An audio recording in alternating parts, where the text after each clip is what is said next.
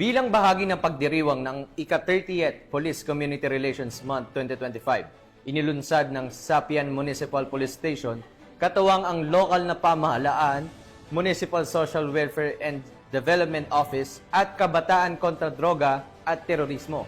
Ang aktibidad na pinamagatang Bola kontra Droga isang 2-day volleyball league na isinagawa sa Capiz. Yan ang balitang hatid ni Patrolwoman Charmaine Balunsat.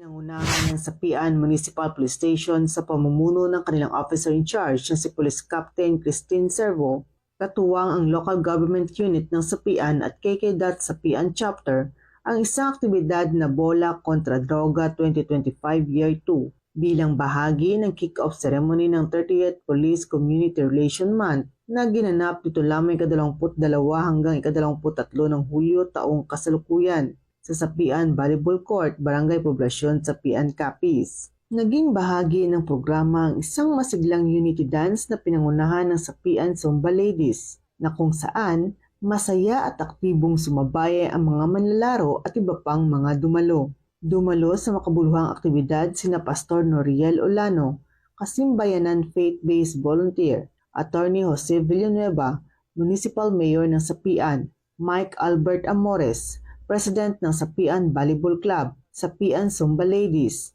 KKDAT Sapian at ang mga kabataang atleta mula sa iba't ibang barangay ng Sapian na aktibong lumahok sa palaro. Layunin ng aktibidad na ito na maging mabisang plataporma upang hikayatin ang kabataan at komunidad na umiwas sa iligal na droga. Sa pamamagitan nito, naipakita ng kapulisan ang kanilang malasakit sa mamamayan sa pagsulong ng malusog na pamumuhay, pagbibigay ng kaalaman tungkol sa masasamang epekto ng iligal na droga at pagpapalakas ng pagkakaisa at suporta sa komunidad. Patuloy ang kapulisan ng Sapian PNP sa pagsasagawa ng ganitong mga uri ng aktibidad upang mas lalong mahikayat ang komunidad na iwasan ang iligal na droga tungo sa mas ligtas at maayos na pamumuhay ng bawat isa dahil sa bagong Pilipinas ang gusto ng pulis, ligtas ka.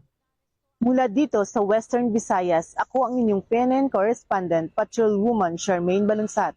Alagad ng batas, tagataguyod ng Balitang Pulis.